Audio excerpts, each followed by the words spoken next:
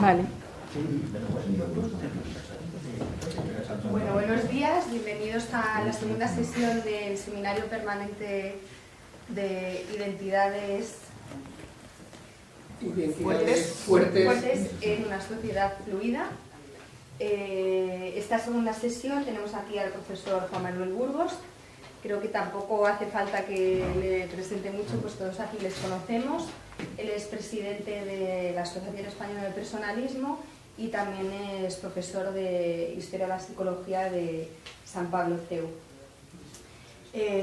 Hoy nos viene a traer, la verdad, que un tema muy interesante, dado el panorama cultural, político y filosófico que estamos viviendo. La conferencia, ponencia y el tema que va a tratar es la identidad de género versus identidad sexual, el papel de la sociedad, de la cultura en la construcción. Bien, pues muchas gracias, Carolina, por la presentación. Vamos a empezar. Y bueno, ante todo, gracias por estar aquí los sábados por la mañana, que siempre las actividades son múltiples. Y bueno, estamos en la segunda sesión dentro del seminario sobre identidad. Estamos intentando investigar qué es la identidad de la persona en diferentes perspectivas.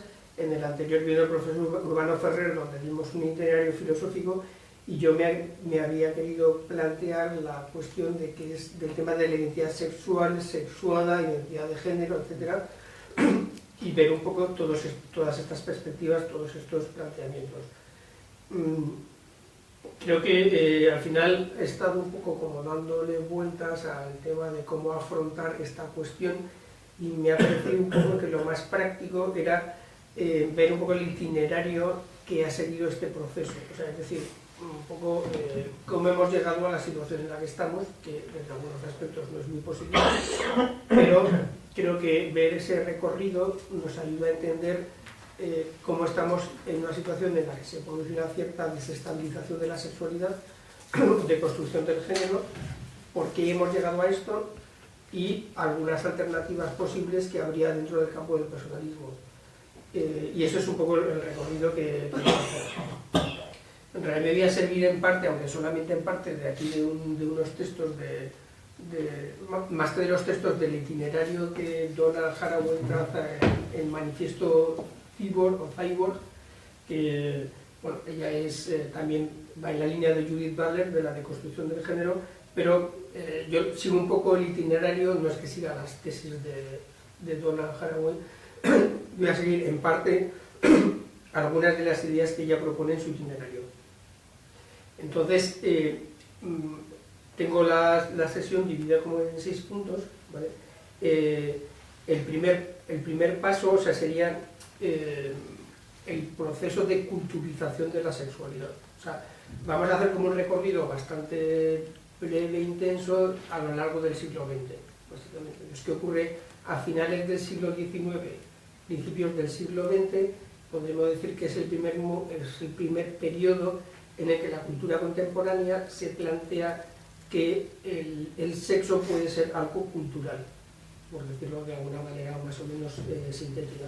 Hasta ese momento, básicamente, generalizar en filosofía y en historia de la cultura es imposible, o sea, seguro que hay otra gente que se ha planteado antes estas cuestiones, pero hablando en términos generales, o sea, hasta ese momento la idea de ser hombre y mujer se da como un hecho biológico prácticamente, o sea, se nace hombre, se nace mujer, se es hombre, se es mujer y ya está. Los hombres se comportan de esta manera y las mujeres se comportan de esta otra. Como no hay mucha comunicación entre culturas, o por lo menos no hay y tampoco hay una gran reflexión cultural sobre esa comunicación. Cuando los españoles vamos a América es claro que se plantean esos problemas, pero se plantean más bien a nivel de hecho. No hay una teorización sobre cómo el hombre español se comporta con la mujer india o viceversa, sino que son temas que se plantean de hecho sin una gran reflexión. Entonces, dentro de este panorama, a finales del siglo XIX aparecen como dos primeros autores que son como los más relevantes a la hora de plantear esta cuestión, que uno es, son los marxistas, o sea, el marxismo se plantea ya una primera posición de culturización sobre la familia. Entonces aquí el marxismo, no sobre la sexualidad, sino sobre la familia. Marx tiene el famoso libro que es la familia no sería algo de hecho, algo biológico, sino que la familia sería un producto de la cultura. Marx tiene una teoría, perdón, Engels tiene una teoría peculiar, según la cual en principio existía la horda primitiva, que de hecho en España habló la diputada Ana Gabriel de la CUP, la mencionó hace poco como una gran novedad. Pues entonces la teoría de la horda primitiva sería que en ese momento, o sea, no había ninguna estructura familiar ni social, y lo que ocurre es que en algún momento dado, cuando se pasa de la agricultura a la ganadería, el hombre varón, o sea, siente la necesidad de controlar sus posesiones. Entonces, controlar sus posesiones y legárselas a la descendencia. Entonces, en ese momento, lo que él decide es que en la horda primitiva se suponía que hombres y mujeres tenían hijos, pero no se sabía, presuntamente, que eso estaba asociado a la cópula sexual. Y entonces no había ningún tipo de estructura familiar, sino que había hombres, mujeres, niños. Cuando el hombre dice, no, yo ya tengo mi ganado y se lo quiero dejar a alguien cercano a mí. Entonces el padre quiere saber quiénes son sus hijos, y entonces se establece lo que ellos llaman el proceso de domesticación de la mujer. O sea, es decir, que entonces el hombre domina a la mujer, la controla, y entonces al controlarla ya sabe que esa mujer con la que él está, sea una o sean varias, pero bueno, eso es otro tema, entonces esa mujer es la que está generando sus hijos, y por lo tanto él puede legar a esos hijos ya su ganado. Entonces, desde el punto de vista marxista, la familia estaría ligada justamente al cambio de sistemas de producción económicos. El sistema económico cambia, y ese sistema económico genera un proceso nuevo que es la familia. Sin embargo, en el marxismo no hay un cuestionamiento ni de la masculinidad ni de la feminidad. O sea, el nivel de cultura se aplica a la familia, o sea, la familia la que sería un producto cultural. No se dice que la masculinidad o la feminidad sean productos culturales, sino lo que se dice es que lo es lo que no es la familia. Pero ya ha entrado la idea de cultura en este proceso. Y el segundo caso es el de Freud, porque Freud ya sí que hace una investigación sobre la sexualidad en cuanto tal. Por ejemplo, Freud es el iniciador de considerar los procesos, por ejemplo, la evolución infantil, o sea, los procesos por los que la persona, el niño, se hace hombre y consigue su identidad de sexo masculina, o la niña se hace mujer y consigue su identidad de género femenina, eso ya está en Freud. Otra cosa es que esté en Freud a través de procesos complejos y cuestionables, como puede ser el complejo de Edipo o el complejo de Electra, ¿vale? Pero está, digamos que ahí en ese proceso. Bien. Entonces aquí entramos ya con con el primer cuestionamiento de que el sexo no es algo simplemente biológico, sino que el sexo es algo que se construye a lo largo del tiempo y que se construye en esa fase, ¿no? Bien, pero estamos todavía muy lejos de toda la teoría de género.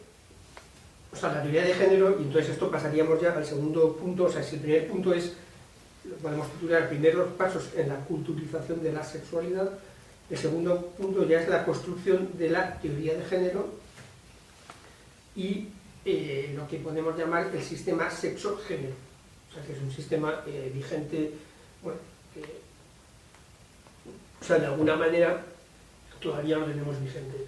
En teoría, con esto saltamos prácticamente de finales del siglo XIX, comienzos del XX, ya a prácticamente a la época contemporánea, porque esto nos conduce ya a Simone de Beauvoir, el famoso libro del segundo sexo, y entramos un poco en el tema contemporáneo, o sea, ya en la cuestión del género en contextos contemporáneos.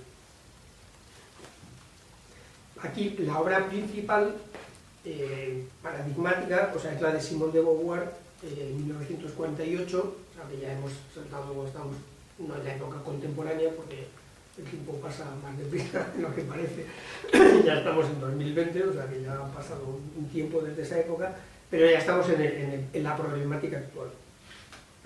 Y allí la famosa frase de Simone de Beauvoir, que se ha generalizado mucho, que por ejemplo Judith Butler cita al principio de su obra, o sea que es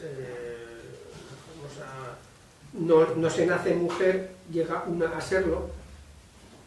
Esta frase se considera un poco como el iniciador de la corriente de la creación de este sistema sexo-género, o sea, el sistema, o sea, naturaleza y cultura.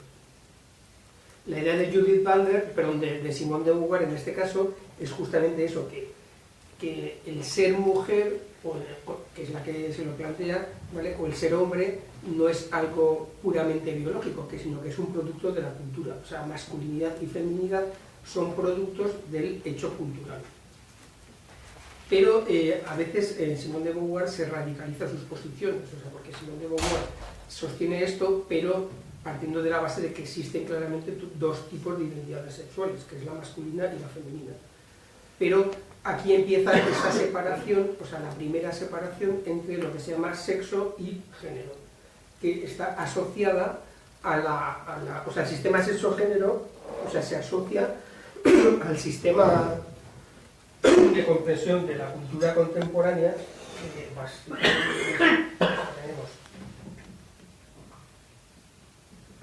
O sea, la naturaleza es el sexo y la cultura es el género. O sea, este es el esquema fundamental que se va a ir generando a lo largo de esa época. Y Simone de Beauvoir es representativa porque, bueno, también en esa época el pensamiento francés era muy potente, o sea, Sartre, estaban los estructuralistas, estaba Lacan con ese nuevo tipo de psicoanálisis, pero realmente donde se desarrolla a fondo toda la estructura del sistema de género es en Estados Unidos. Por ejemplo, los nombres icónicos son, bueno, pues Stoller en 1958 dirige lo que se llama el Gender Identity Research Project, o sea, el primer proyecto de búsqueda de la identidad de género. John Money, que genera o sea, las primeras clínicas de identidad de género, y aquí es donde se construye, o sea, ese sistema. Y se produce una explosión del problema de género. O sea, el problema de género, de hecho, aquí, lo que decías que Haraway, los datos que da son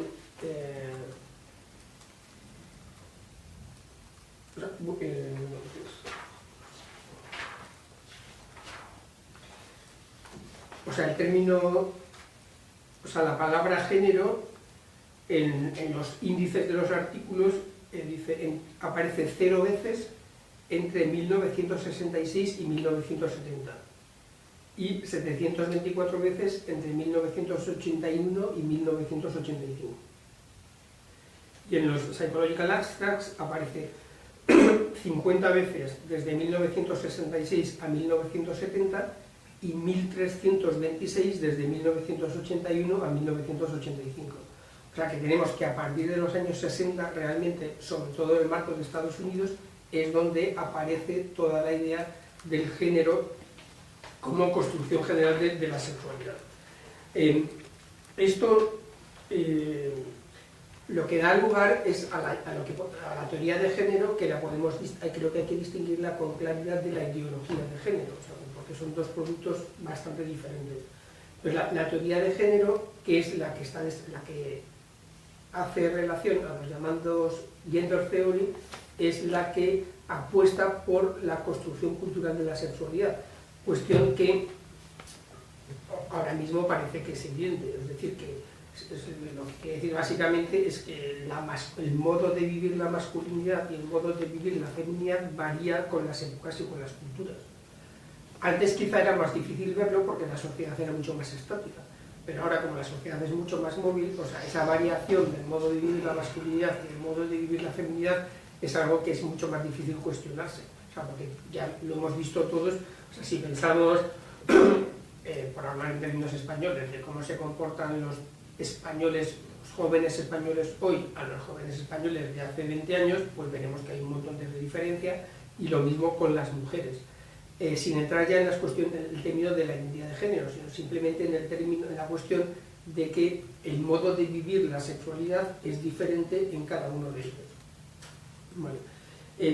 Entonces, la teoría de género, los gender theory, los estudios de género, o sea, inicialmente se plantean simplemente esto, o sea, estudiar esa dimensión cultural de la sexualidad, que personalmente considero que es un hecho. O sea, no podemos pensar que... Porque, o sea, la división del hombre en cultura y naturaleza, que es problemática, pero la cultura podemos decir que es algo también natural en el hombre. O sea, no encontramos al hombre sin una dimensión cultural, o sea, en abstracto. Entonces, en ese sentido, siempre hay una construcción cultural de la sexualidad. Lo que ocurre es que, por ejemplo, si esa construcción cultural no ha variado en 500 años, entonces a los hombres y mujeres que viven en esa sociedad piensan que ser hombre y ser mujer es comportarse así. O sea, algo que podría haber pasado, por ejemplo, en la Edad Media europea, en la que, sobre todo en la Alta Edad Media, pues pasaban 400 años y no pasaba nada. O sea, que prácticamente todo el mundo seguía haciendo lo mismo. Entonces, claro, eso te lleva a la conclusión de que si tú has vivido en esa sociedad y tus padres, tus abuelos, tus tatarabuelos han hecho exactamente lo mismo, entonces eso tú llegas automáticamente a la conclusión de que ser hombre, para ser hombre hay que comportarse así, y siempre ha sido así, y las mujeres siempre se han comportado así. En nuestra sociedad que evoluciona, esto no ocurre. Bien, los estudios de gender theory, la mayor parte de ellos, aunque no necesariamente se enmarcan en el feminismo, claro, se enmarcan en los estudios feministas, porque muchos de los estudios son reivindicativos. O sea, la idea es que las feministas estudian la construcción cultural de la sexualidad para mostrar en buena medida que esa construcción cultural es variable y es modificable. Aquí, por ejemplo, uno de los grandes enemigos del feminismo, que ha sido el patriarcado real o el patriarcado mítico, o sea, es decir, el hombre domina toda la sociedad occidental, pero eso es una construcción cultural, no es necesario que sea así, o sea, por lo tanto, la sociedad puede construirse de otra manera. Entonces, en ese sentido, esa idea, muchos de los estudios de la teoría de género están elaborados en el marco del feminismo para intentar o sea, con un aspecto reivindicativo, o sea, decir, esto es así, pero podría ser de otra manera. O sea, ese es un punto, digamos, entonces, es reivindicativo, hay un punto simplemente de investigación científica, o sea, se descubre un nuevo campo de investigaciones. Por ejemplo, bueno, no conozco al autor, pero por ejemplo, que tiene una historia de la vida privada. Entonces, historia de la vida privada en 4 volúmenes, que es un autor francés, que ahora no me acuerdo el nombre. Entonces, esa historia de la vida privada, pues es hablar de la historia, pero en términos de, por ejemplo, de la familia, o sea, en términos del hogar, en términos de la sala de estar. O sea, hacer una historia de Europa viendo cómo cambia la sala de estar. Entonces, eso te indica cuál es la estructura interna de las relaciones familiares, por ejemplo, ¿no? Entonces, ahí hay un campo nuevo de investigaciones. Entonces, parte de las investigaciones de la gender theory es, sin más, el meterse, digamos, en ese tipo de investigaciones. Bien, y aquí es donde... Bien, y otras empiezan a ser ya investigaciones un poco más crítico-agresivas en relación con la masculinidad, que es un poco donde va a empezar la desestabilización de todo este proceso. Porque claro, lo que ocurre es que, como muchas de las investigaciones de la gender theory son desde una perspectiva feminista para intentar desmontar las razones culturales que han llevado al predominio del patriarcado o al predominio del hombre, esas investigaciones acaban derivando en una visión bastante crítica con la masculinidad. O sea, porque claro, si el hombre ha dominado a lo largo de la historia, ha oprimido a la mujer, por ejemplo, el marxismo empieza a ser usado por las feministas críticas como otro paradigma de interpretación de la realidad. O sea, que la clase oprimida y la clase opresora es las mujeres y los hombres. O sea, se utiliza el sistema marxista que en parte por esa explicación de Engels, que os he contado antes, o sea, porque Engels ya ha dicho que la mujer ha sido dominada por el hombre, entonces el marxismo dice todo el género, o sea, como lo hay en la actual teoría queer o en los procesos LGTB. O sea, en la actual teoría de género no hay cuestionamiento de la identidad de género, o sea, en el sentido de que la identidad de género es o masculina o femenina.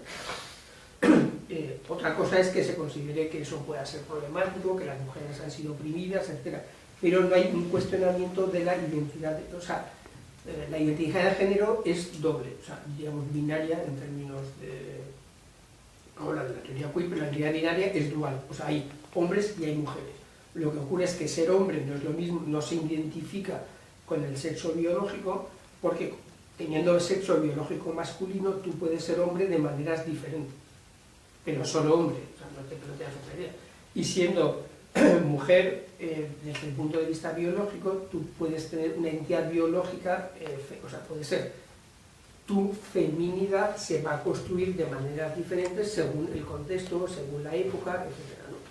Entonces, eso es básicamente lo que yo creo que es la teoría de género, los estudios de teoría de género, que propiamente van a ir poco a poco, paulatinamente, van a ir derivando hacia otro tipo de planteamientos. Pero en sí la teoría de género tiene ese aspecto de novedad, de investigación de una realidad que hasta ese momento no se había investigado, porque se había partido básicamente de la postura de esa postura del sexo como hecho biológico. Bien.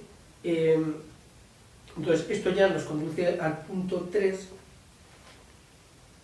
que ya es donde empezamos un poco a acercarnos a la situación actual, en la que podemos hablar ya de los primeros pasos en la deconstrucción del sistema sexo-género. O sea, aquí tendríamos que este es el sistema, a esto lo podemos llamar el sistema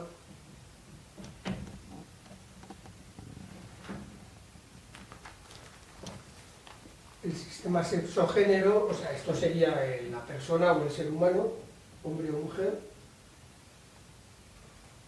¿Vale? Y esto es lo que podemos llamar sistema sexo-género. Y, como digo, ya en este periodo, que entonces ya estaríamos situándonos pues ya prácticamente años 70, 80, 90, empieza ya la deconstrucción del sistema sexo-género. Y este es un proceso que está asociado al feminismo radical.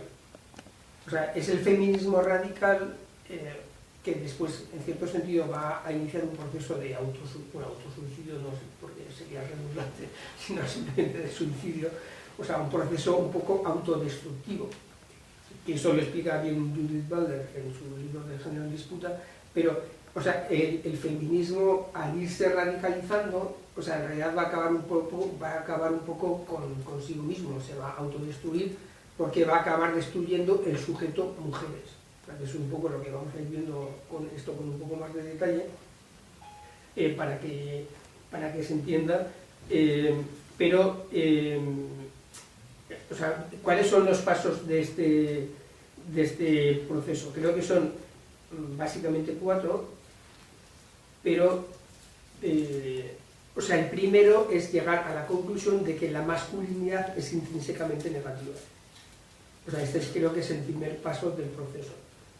O sea, claro, a base de criticar a lo masculino como generador de la opresión, como generador del patriarcado, como generador de unas estructuras sociales en las que obligan a la mujer, como opresor de la mujer porque no puede estudiar, tiene límites para el trabajo profesional, cobra poco, etc. Entonces, al final, claro, en realidad la conclusión es que lo masculino solamente aporta elementos negativos a la estructura o sea, a la mujer. O sea, incluso dentro de la estructura familiar, no me acuerdo ahora del nombre, quizás también se acuerde, en la que habla de la mística de la feminidad. Betty Friedan. Betty Friedan escribió que es la mística de la feminidad, según la cual en el fondo los hombres generamos una mística de lo que es el femenino, por ejemplo el amor incondicional, pues sería uno de los elementos que componen la mística de la feminidad. Le convencemos a la mujer de lo que lo suyo es el amor incondicional, ¿para qué? Para aprovecharnos de ello. Entonces les colocamos los hijos, ellas se dedican a cuidar de los hijos y nosotros nos dedicamos a buena vida, ¿no? Entonces, bueno, entonces, ¿qué ocurre ahí? Que eso que lleva consigo que una desvalorización de la maternidad, o sea, partiendo de la base de que puede haber algo de verdad en esto, o sea, que evidentemente las críticas normalmente son por algo, o sea, se basan en elementos reales, pero claro, el problema es cuando radicalizas la crítica. Entonces la mística de la feminidad de Betty Friedan lo que hace es que te lleva a eso, a criticar, primero, a ir desvalorizando o criticando lo que es específico de la mujer, y en ese sentido, y a ir, por así decir, criticándolo en base a que el hombre es el que todo eso es por culpa del hombre. Entonces se va produciendo esa, digamos, esa separación y animadversión de los sexos. O sea, la mujer está oprimida por el hombre y está engañada por el hombre. Entonces ahí se va produciendo esa tensión entre los esa tensión entre los sexos que se va a ir incrementando poco a poco, ¿no? Bien. Claro, si la masculinidad empieza a ser algo intrínsecamente negativo, porque básicamente lo que aporta es opresión a la mujer, si la maternidad en el fondo pues es una especie de producción a la que la mujer está sometida por sus hechos biológicos, ¿qué ocurre? Que se empiezan a iniciar las tendencias lesbianas dentro del feminismo. O sea, el feminismo, o sea, no todo el feminismo, pero algunas corrientes del feminismo comienzan a generar los procesos de lesbianismo. Porque, claro, la conclusión es lógica. Si los hombres solamente aportan negatividad, entonces pues vamos a juntarnos entre nosotras, ¿no? O sea, porque nosotras somos las buenas. Entonces, genera, o sea, el masculino, o sea, esa perspectiva radical empieza a generar esa perspectiva de lesbianismo. O sea, si la masculinidad es negativa, por lo tanto, nos juntamos las mujeres entre nosotras, ya intentando, por así decir, separarnos de los hombres, o sea, que los hombres se queden fuera, ¿no? Y en ese sentido, ya muchas de las líderes feministas de esa época ya son lesbianas. O sea, muchas de ellas pues ya tienen ese liderazgo, claro, porque al final, o sea, es un proceso casi natural, en cierto sentido. Si tú te dedicas a algo, excepto cuando al final se ha radicalizado, pero claro, al final es como si tú criticas y no te planteas por ver también qué aporta desde este punto, desde el punto de vista masculino, generas a la negatividad, ¿no? Y o sea, el tercer paso es cuando ya estamos entrando ya en el plano complejo, que es cuando ya las lesbianas comienzan a afirmar, como tenemos el caso de, sería de Monique Wittig o Kristeva, creo que son los dos, o sea, sería, por ejemplo, Wittig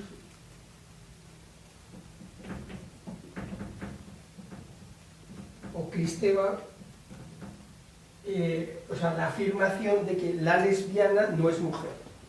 Pues aquí ya hemos entrado, este es el punto, lo podemos considerar un punto clave de Tornaguas, en el sentido de que ¿qué quiere decir que la lesbiana no es mujer? Pues la lesbiana, lo que quiere decir que la lesbiana no es mujer es que se están realizando ya los primeros ataques a la heterosexualidad. O sea, porque si el lesbianismo se identifica en relación al hombre, es decir, yo soy lesbiana porque no me gustan los hombres, me gustan las mujeres. Entonces, eso en el fondo es, estás en el esquema de la heterosexualidad. O sea, tú te defines como lesbiana, te sigues definiendo como lesbiana en relación con los hombres. O sea, porque claro, lo que ocurre aquí es que la sexualidad es un sistema, Julián Marías insiste mucho en esto, que es complejo. O sea, sería la idea de intentar definirse como mujer independientemente de los hombres. Entonces, el modo de decirlo es: yo soy lesbiana y no me interesan los hombres para nada. Entonces, pero claro, el término mujer hace automáticamente referencia al término hombre, y el término hombre hace automáticamente referencia al término mujer, porque es una estructura heterosexual complementaria. Entonces, lo que quiere decir esto, que la lesbiana no es mujer, o sea, lo que quiere decir es que la lesbiana se identifica, su identidad de género es independiente de la identidad masculina. O sea, esa es un poco la idea de ser la lesbiana no es mujer. No es mujer en qué sentido, pues que tiene su identidad de género, y esa identidad de género ya es independiente de esa identidad. Bien. Y el siguiente paso, que ya es donde vamos a entrar propiamente hablando en el proceso ya de construcción real de la sexualidad, es cuando se empieza a decir que la heterosexualidad es un producto cultural. O sea, la heterosexualidad es un producto cultural obligatorio. Bueno, pues aquí, si ponen un poco aquí los pasos, o sea, tendríamos...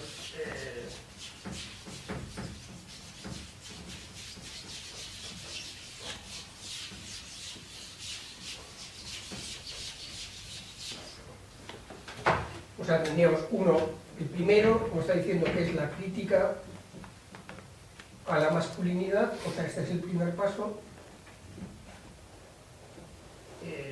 O sea, de manera que la masculinidad es negativa, o sea, básicamente negativa. Después, o sea, el segundo paso son los principios del lesbianismo. O sea, el tercero es que la lesbiana no es mujer, ¿vale? Y el cuarto ya es la heterosexualidad como producto cultural. O sea, esos son, digamos, como que los pasos fundamentales en este proceso.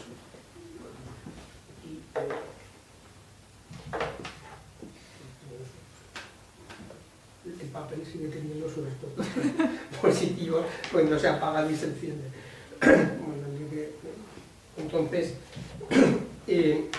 este mecanismo, este proceso es realizado porque el feminismo cuenta con importantes pensadoras, que son las que están desarrollando todo este proceso. O sea, que hay mucha gente brillante que interviene en este proceso, ¿no? Ahí una de ellas es, por ejemplo, Gail Rubin,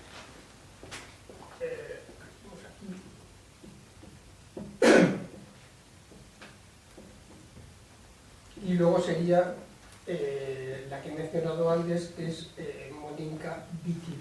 O sea, Gail Rubin y Mónica Wittig son dos de las intelectuales feministas que colaboran con su intervención en este proceso.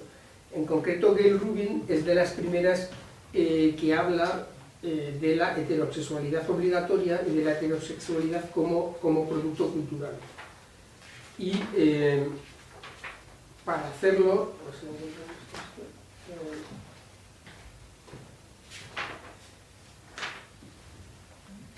bueno, Gail Rubin desarrolla una teoría bastante compleja, porque aquí, bueno, ya creo que la más compleja de todas es Judith Butler, pero la teoría de Rubin, o sea, se basa en una combinación de elementos estructuralistas de Levi-Strauss y de elementos lacanianos y de elementos marxistas. O sea, que digamos que es una teoría compleja. Y se basa en la teoría de Levi-Strauss, que es el tabú del incesto, que el tabú del incesto en realidad, ahora explicaré en qué consiste, se puede considerar como la definición social de la heterosexualidad. El tabú del incesto, que es propuesto por Levi-Strauss, o sea, lo que dice es que no se conoce ninguna sociedad en la que el incesto está permitido. Es decir, que la relación sexual de los padres con los hijos esté permitida.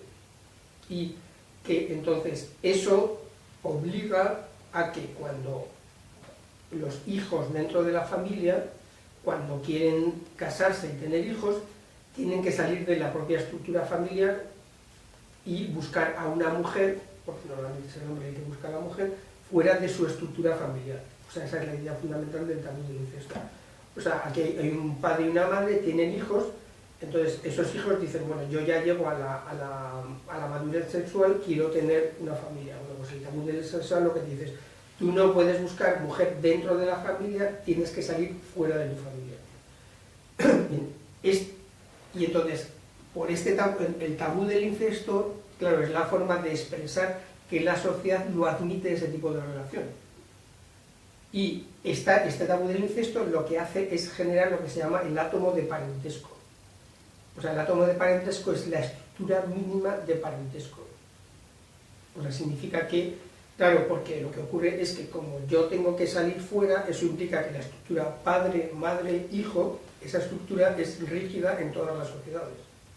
O sea, puede ser un padre, varias madres y muchos hijos, o sea, un padre, una madre, varios hijos, pero lo que no puede ser es varios padres, varias madres con los hijos y los hijos que se relacionan con sus padres, etc. ¿no? O sea, el tabú del incesto implica que la estructura padre, madre, hijo es lineal y ese es el átomo básico de parentesco. Entonces las sociedades se estructuran conectando entre sí los diversos átomos de parentesco. Esto es la teoría del tabú del incesto, tal como lo explica Levi-Strauss, que curiosamente, no sé, alguno piensa que en la Biblia puede haber algo parecido a esto, aunque en principio suene así como muy raro. En la Biblia el caso de incesto, ¿no? De relaciones. No, pero es que aquí, o sea, el tabú del incesto no habla del incesto, sino que el tabú del incesto es una terminología bastante confusa, porque el tabú del incesto no habla del incesto, sino que lo que hace justamente es prohibir el incesto. Ah, pues lo de Jesús, ¿no? El nacimiento, ¿no? No, Adán y Eva empieza... Primera Es en el Génesis, o sea, en el Génesis, cuando el Génesis dice abandonarás a tu padre y a tu madre, buscarás mujer, etc. Eso es el tabú del incesto en formulación positiva.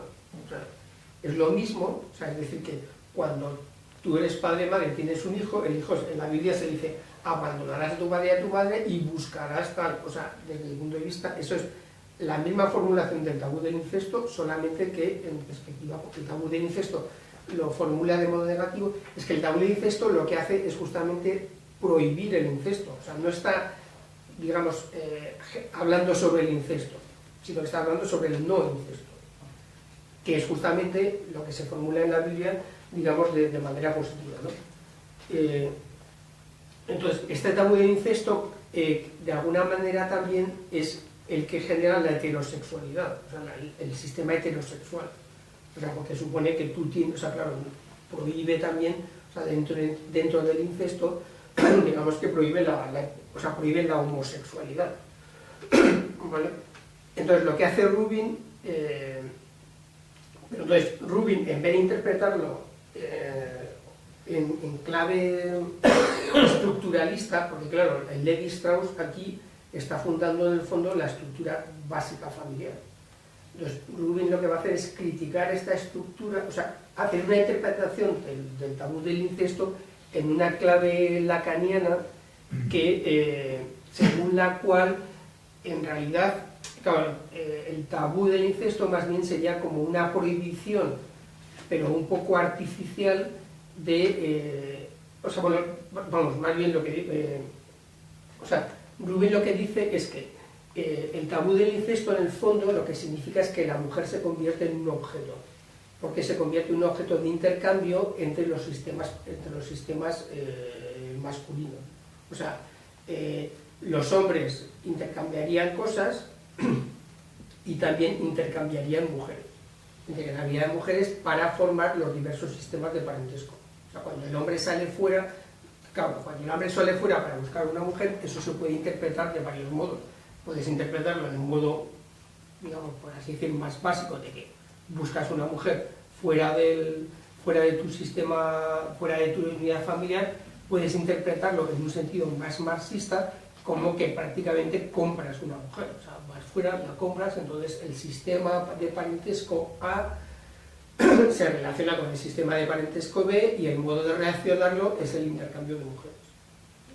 Esto lo que lleva al final es, o sea, en el caso de Rubin, o sea, lo que viene a decir es que la conclusión sería que la obligatoriedad heterosexual es fundamental para la opresión de las mujeres. O sea, que es un poco la conclusión a la que llega Rubin. O sea, porque en el fondo ese sistema funda el sistema del tabú del incesto, funda el sistema de parentesco, y ese sistema de parentesco genera la opresión de las mujeres, porque las mujeres en ese proceso no son más que una moneda de intercambio entre los diferentes sistemas de parentesco. No sé si se entiende más o menos, ¿no? Y la consecuencia que extrae Rubin es, o Rubin, no sé si decirlo de pronunciación francesa sería mucho más elegante, pero bueno, si el sistema de propiedad sexual fuese reorganizado de manera que los hombres no tuvieran derechos sobre las mujeres, si no hubiera intercambio de mujeres y si no existiera el género, el drama edípico al completo sería una reliquia. En unas palabras, el feminismo debe buscar una revolución del parentesco. Pues aquí, este proceso, claro, se podría estudiar con mucho más detalle, pero tampoco quiero detenerme porque lo que me interesa es dar como una visión general, pero aquí lo que vamos viendo es cómo ya se propone una revolución del parentesco. O sea, porque se considera que ese proceso, el tabú del incesto, al ser propuesto por Lévi-Strauss, de alguna manera es considerado como válido, o por lo menos como algo que hay que criticar o que hay que cuestionar, pero de manera científica, por parte de las diversas feministas, ¿no? Aquí, Gail Rubin, que está todavía en el sistema sexo-género, o sea, Gail Rubin no es de las que no es Butler o Donna Haraway, Gail Rubin es de las que todavía mantiene la validez del sistema sexo-género, pero considera que ya allí prácticamente lo que hay es un proceso de dominación. Entonces, como ese proceso de dominación está basado en el género, en el hecho de la estructura heterosexual, lo que propone es que ese tipo de estructura hay que deconstruirlo. Bueno, bien, bueno, bueno, todo esto son, claro, Julia Kristeva es otra que interviene en este proceso, y esta postura de Rubin es importante. Y el otro tema importante que podemos encontrar aquí es esta idea de, o sea, las posturas del lesbianismo, o sea, por ejemplo, lo que decía de Witting o de Kristeva, o la idea de decir que la lesbiana no es mujer. La lesbiana es mujer porque lo que se está intentando es salirse de esta estructura global de la heterosexualidad. Entonces aquí ya sí que estamos, por así decir, en un proceso que nos lleva a la ideología de género. O sea, porque la gran diferencia entre la ideología de género y la cultura de género es el límite que se pone a la construcción de la sexualidad. O sea, desde mi punto de vista es evidente que hay una construcción cultural de la sexualidad. Lo que ya no me parece tan evidente es que esa construcción de la sexualidad pueda ser total. Esa es la gran diferencia. Entonces, ese es el margen, o sea, el límite que nos lleva de la teoría de género a la ideología de género. Cuando estamos en la teoría de género, bien, evidentemente cada teoría se puede estudiar y habría que estudiarla en detalle, y si se quiere analizar con profundidad a algún autor, pues hay que ver qué es lo que comenta, pero eso parece evidente. Pero hay ese proceso de translación, o sea, y ese proceso es clave en el momento en que se empieza a atacar el sistema heterosexual, porque allí ya, claro, la sexualidad es recíproca, y claro, el ataque al sistema heterosexual en el fondo lo que va es acabar prácticamente con la misma sexualidad, o sea, porque el problema es que la sexualidad es recíproca. Bien, Monique Wittig tiene, por ejemplo, este libro es de 1981 que se llama El cuerpo lesbiano, que ya es este proceso, ¿no? Bien, y bueno, no sé si tenéis alguna pregunta, algo, comentario, no, bueno, lo que sí tengo. Sí, como ¿qué tipo de sociedad es el que proponen estas pensadoras? O sea, supongo que, aparte de los 4 pasos que nos has ido detallando, supongo que hacen como un final de proceso o hacia qué tipo de sociedad se camina con esto. Bueno, o sea, por ejemplo, en Donna Haraway que está el proyecto, pero Cyborg, pero yo creo que es, o sea, yo creo que ellas no tienen un proyecto social definido, o sea, porque me parece que, o sea, su proyecto social es conseguir, bueno, o sea, quiere decir que su proyecto social es conseguir simplemente la liberación de la sexualidad. Ahora, ¿cómo eso repercute en la construcción de la sexualidad, de la sociedad? O sea, desde su punto de vista, a través de una liberación de estructuras que oprimen y que ahora mismo son negativas para las personas. O sea, ese es un poco el proyecto. Pero que yo sepa, no es que no tienen un proyecto, digamos, social global, sino el proyecto, o sea, sí y no, es decir, que depende de cómo se mire. O sea, el proyecto es liberar a las personas de la identidad, de una identidad de género que ha sido obligatoria y que en ese sentido lo que ha hecho es generar, generar sufrimiento, generar dolor, generar insatisfacción. No pueden tener un proyecto de sociedad. Familia se propone una reproducción totalmente artificial. Y sí, y luego hay un libro muy interesante de Reich, de William Reich, que se llama La revolución sexual de principios del siglo XX. O sea, estamos hablando de hace ya casi 100 años, ¿no? Donde la Rusia comunista sí que hicieron el experimento social de llevar a cabo esta propuesta de, por el marxismo, ¿no? De eliminar, pues, trasladar la lucha entre clases, la trasladaron a la lucha entre el hombre y la mujer y esa igualación y eliminar esa relación de complementariedad y, pues, también viene unido a una visión muy estatista, ¿no? Donde se elimina la familia y es el Estado el que viene a sustituir y proveer, pues, de educación y es algo que hicieron. O sea, yo sí que creo que tienen una visión, vamos, un proyecto social, O sea, unido claro, a eliminación de familia, biotecnología y estatismo, o sea, socialismo. O sea, lo que me gustaría saber es si ellas hablan de ese proceso, o sea, si tienen en cuenta que ese es el camino que hay que seguir para llegar a ese tipo de sociedad. Sí, sí, sí. Me parece que el único proyecto es liberación total. Por tanto, ¿quién va a educar a los, pues el Estado que se puede educar, suponiendo que haya sucesores?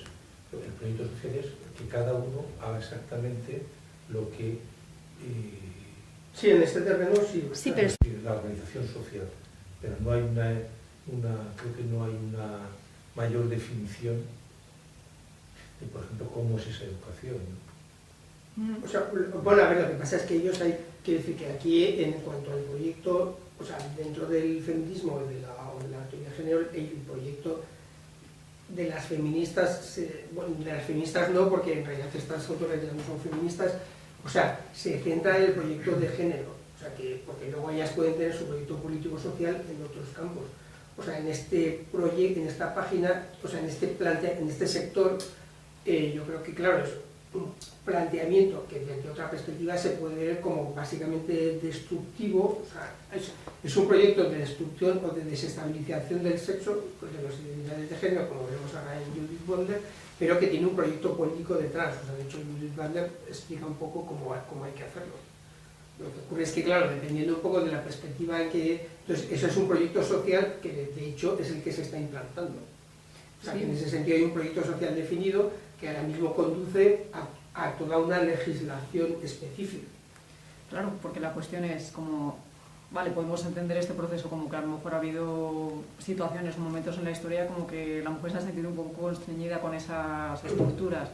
Pero claro, la cuestión es como que si se parte del hecho de que toda la masculinidad o todo lo ligado a lo masculino es negativo y te quieres liberar de eso, al final, si realmente piensan en las consecuencias de ese proceso que han iniciado, la consecuencia sería iniciar otra serie de estructuras que también son constructivas, porque entonces las personas del futuro estarían ligadas no a la educación de la propia familia, sino a la educación del Estado, que es saber quién es. No sé si me he explicado. Sí, vale, o sea... Como que se están intentando desligar de unas estructuras que son opresivas o constrictivas y que permiten la poca libertad del individuo, pero que al final, con este proceso que están iniciando, están caminando hacia algo mucho más constrictivo y mucho más limitante de la libertad personal. Pero forma parte de... O sea, todos los procesos políticos que hay y que están en marcha son deconstructivos. No son constructivos, o sea, no hay una idea de qué es lo que se vaya. O sea, en ese sentido participan de la utopía marxista y que se llega un momento de libertad total en el que cada uno puede realizarse. O sea, mientras tanto, deconstruyamos, es decir, rompamos todo lo que hay en este momento. Me parece.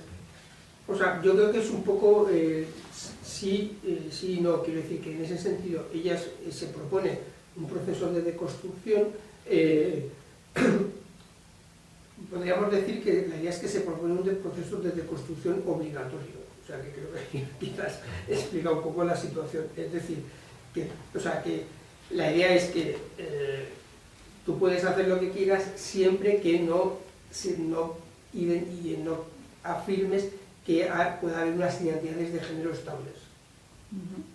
O sea, que en la medida en que tú, o sea, si tú dices, en ese sentido, hay un proceso de deconstrucción, por lo tanto, tú puedes hacer lo que quieras, pero lo que no puedes hacer es afirmar la identidad de estabilidad, la estabilidad de identidades de género, porque eso va contra el planteamiento general. O sea, no sé si eso de alguna manera responde a lo que tú dices. Quiero decir que en ese sentido sería como es obligatorio no obligar a nada. O sea, tú puedes afirmar cualquier cosa, pero lo que no puedes afirmar es la estabilidad, que existen identidades de género estables. Eso no lo puedes afirmar.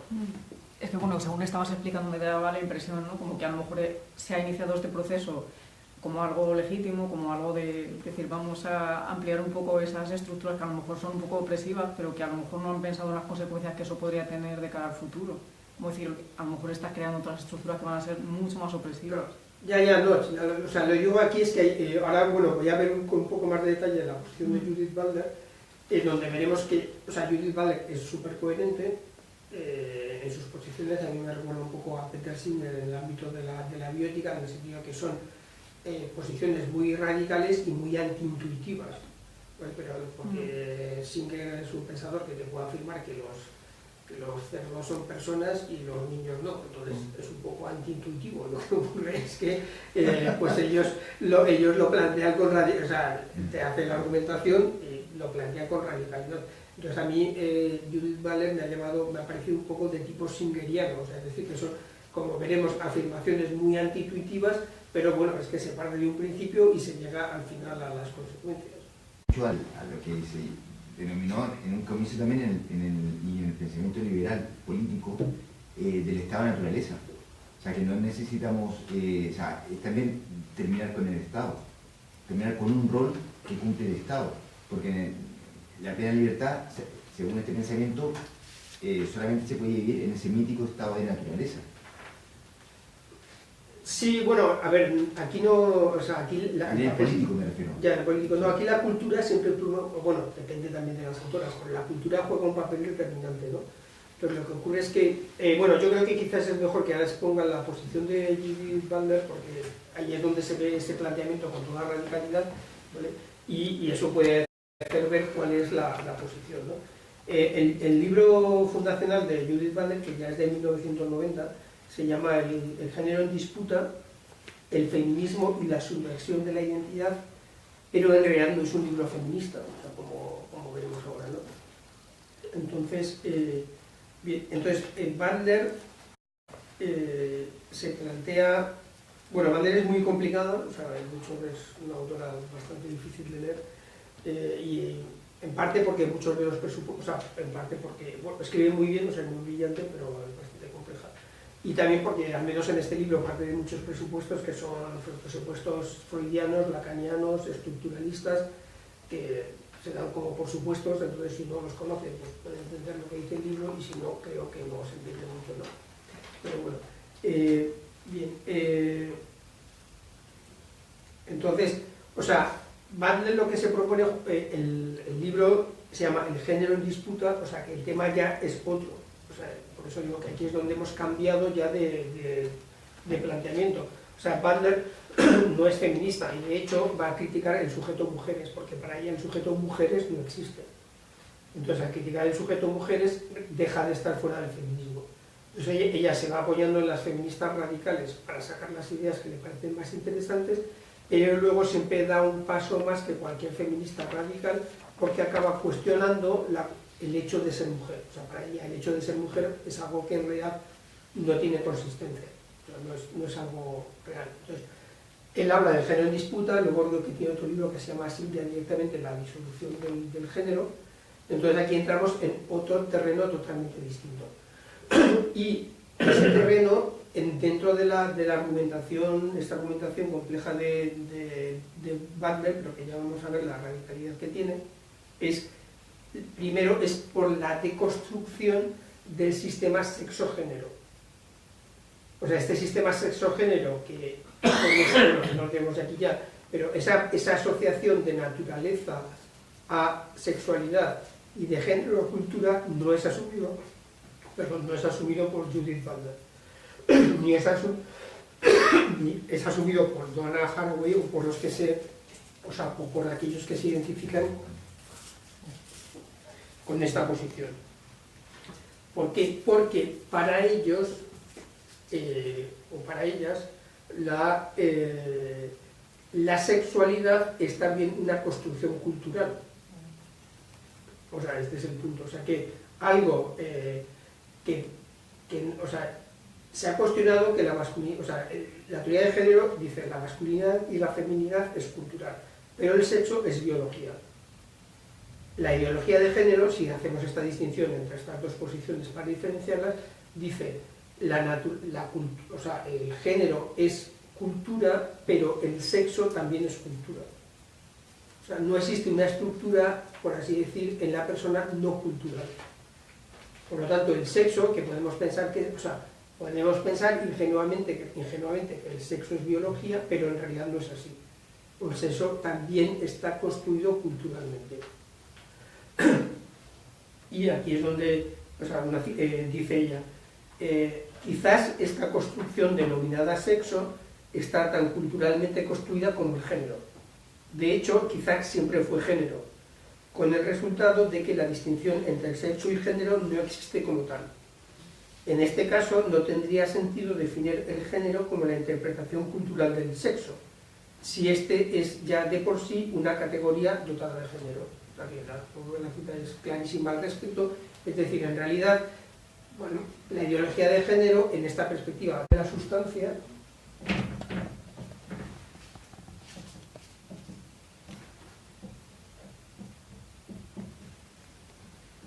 o sea, ya hace una crítica a lo que denomina la metafísica de la sustancia, no es que bueno, evidentemente hay una crítica a la metafísica y una crítica a la sustancia, pero no es tanto una crítica en el sentido que podríamos decir aquí al tomismo como tal, sino que en realidad es más radical. O sea, la idea de criticar la metafísica de la sustancia es la idea de criticar la identidad y el yo, o sea, en cualquiera de las versiones en las que aparezcan, sea tomista, sea personalista, sea digamos simplemente de la filosofía moderna, porque la filosofía moderna, evidentemente mucha gente sostiene la existencia de un yo de diferentes maneras. Entonces, Butler va a criticar directamente la metafísica de la identidad y, la metafísica de la sustancia, ¿vale? Y creo que tengo aquí una cita interesante en ese sentido, en la cual lo que ella dice también es que, claro, al final para Butler todo es construcción cultural, incluida la identidad. O sea, la identidad es un constructo cultural, no es algo real. En ese sentido, dice, ¿en qué medida? Bueno, esto es un razonamiento en base de preguntas, que a veces es un razonamiento que funciona cuando uno quiere decir cosas críticas fuertes, antiintuitivas, pues la pone en modelo pregunta. Dice, ¿en qué medida la identidad es un ideal normativo más que un aspecto descriptivo de la experiencia? ¿Cómo pueden las prácticas reglamentadoras que determinan el género hacerlo con las nociones culturalmente inteligibles de la identidad? En definitiva, la coherencia y la continuidad de la persona no son rasgos lógicos o analíticos de la calidad de persona, sino más bien normas de inteligibilidad socialmente instauradas y mantenidas. O sea, la identidad no es un rasgo que proceda del análisis de la persona, sino que es una norma de inteligibilidad socialmente instaurada y mantenida. O sea, es algo que la sociedad pone para entenderlo. Entonces ahí, o sea, esta es una de las críticas más radicales de la, o sea, de Judith Butler, que va a criticar incluso la identidad. O sea, porque, por eso digo que me parece que es, bueno, coherente o incoherente, eso ya según se quiera, depende del aspecto de lo que miremos, pero yo creo que es coherente, o sea, en el sentido de que ella se da cuenta, por así decir, de todas las implicaciones de lo que dice. Y entonces, al darse cuenta de todas las implicaciones de lo que dice, va criticando todos los presupuestos para que las posibles incoherencias no aparezcan. ¿Por qué ella critica la identidad? Creo que critica la identidad porque me parece que es consciente de que en el fondo las identidades son psíquicas, o sea, la estructura de identidad también es masculina o femenina, o sea, es una identidad de género. Entonces, si no critica la identidad, ella, por así decir, dejaría un núcleo identitario de género, del cual se derivaría al final la estructura hombre-mujer. Pues, ¿cuál es el modo? Pues al final criticar la identidad. Porque si criticas la identidad, toda identidad es una construcción social, pues evidentemente ya no hay posibilidad de generar una identidad psíquica masculina y una identidad psíquica femenina. Entonces, por eso digo que ya me parece que va barriendo, empieza a barrer, y no... Yo tengo un libro por ahí en el que he hablado de la taladradora crítica, pues ella pone en marcha la taladradora crítica y no deja pie con bolo, ¿no? Pongo aquí...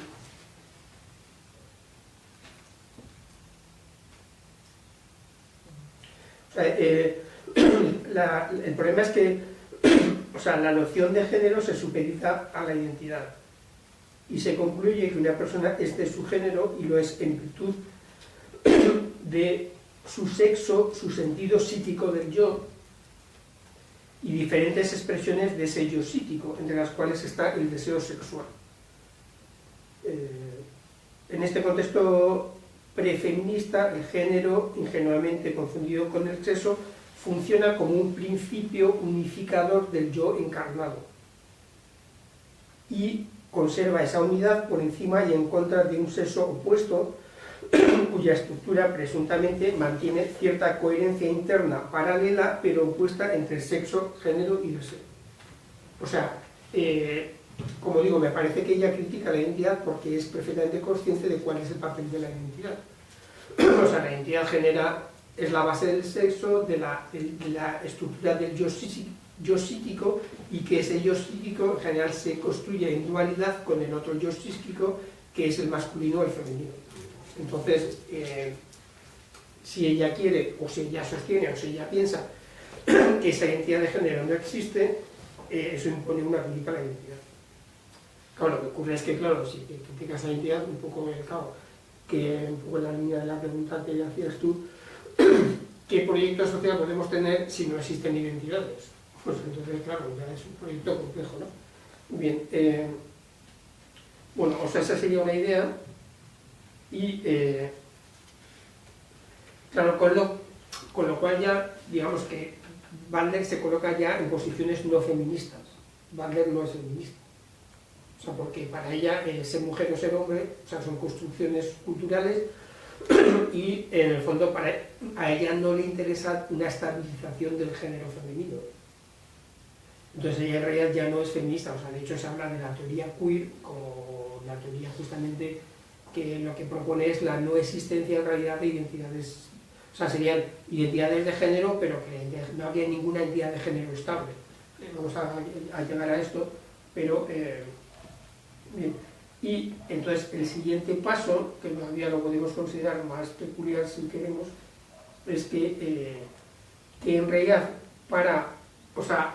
Butler va a reinterpretar el tabú del incesto diciendo que existe antes previamente un tabú de la homosexualidad que es previo al tabú del incesto. Entonces en realidad la heterosexualidad es el resultado, por así decir, de la no aceptación de la homosexualidad. O sea, lo primario sería la homosexualidad y la heterosexualidad sería secundaria. O sea, más o menos el mecanismo de este proceso es... bueno, la tesis es, digo porque aquí en ese sentido lo que digo es que Butler, digo que en ese sentido es como simple, que dice las cosas claramente, o sea que ahí no hay...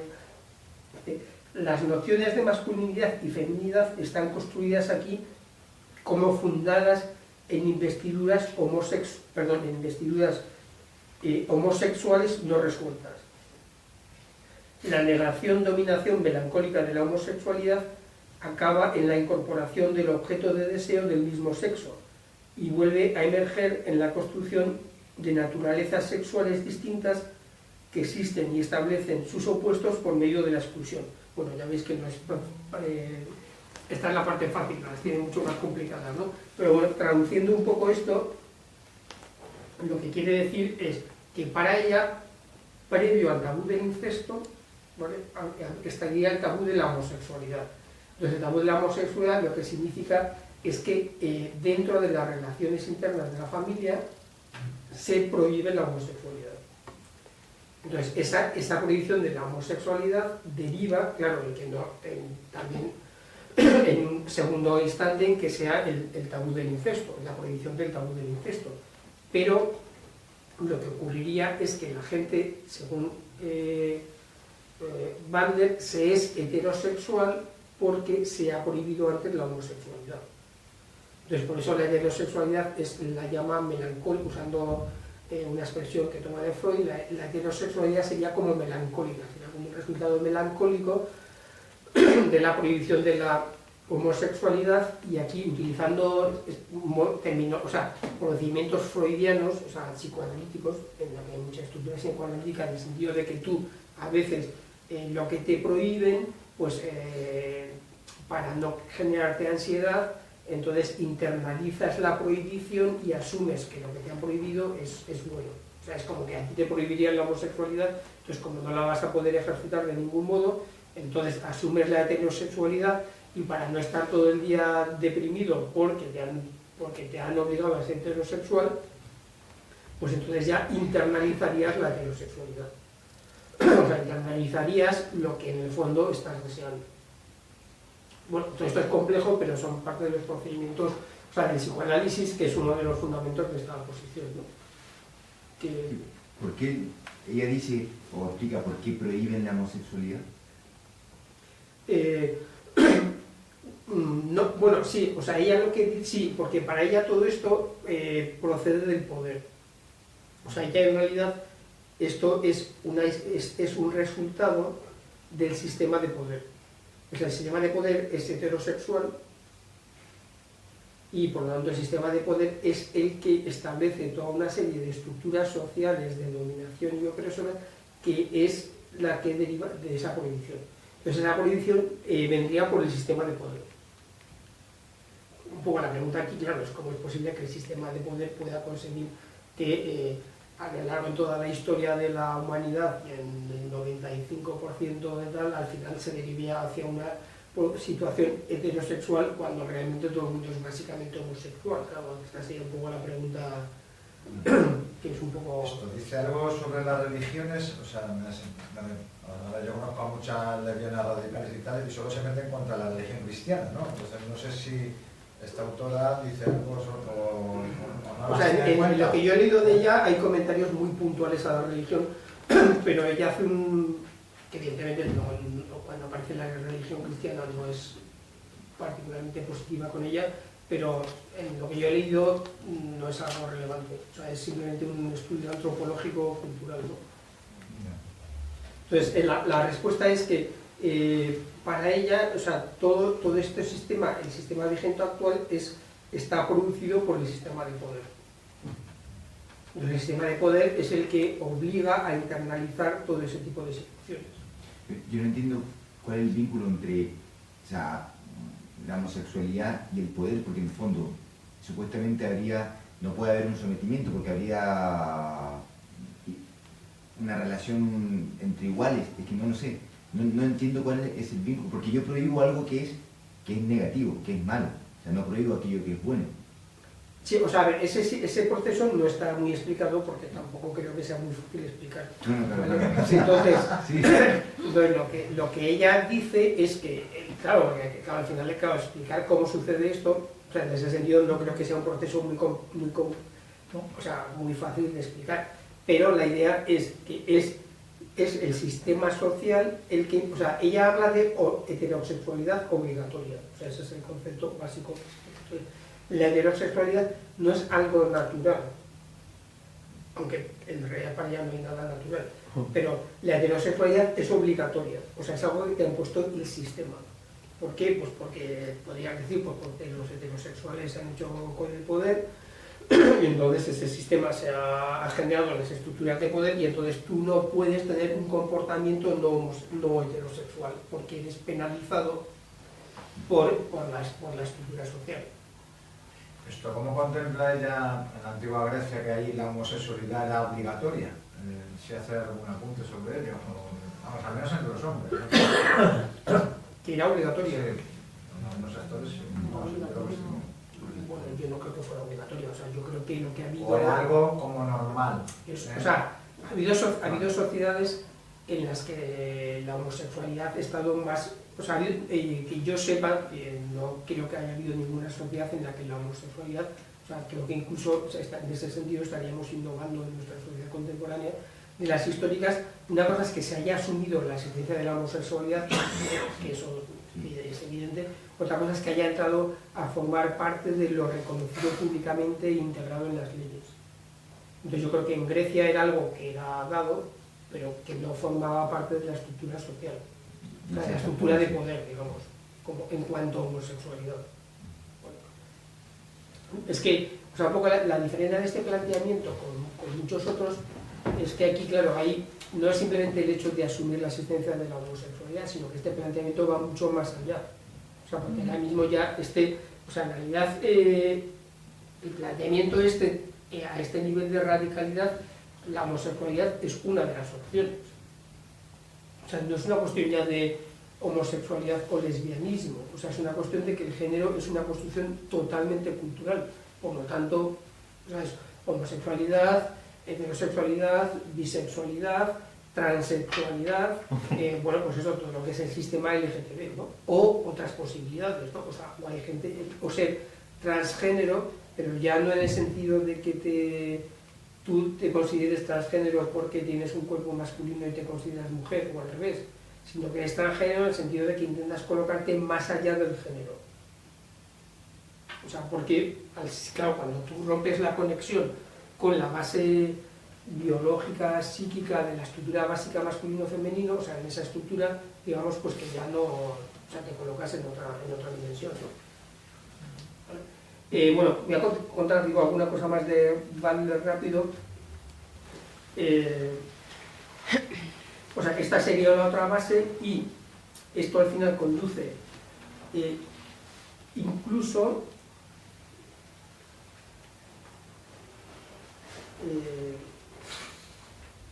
o sea, a la destrucción de la corporalidad.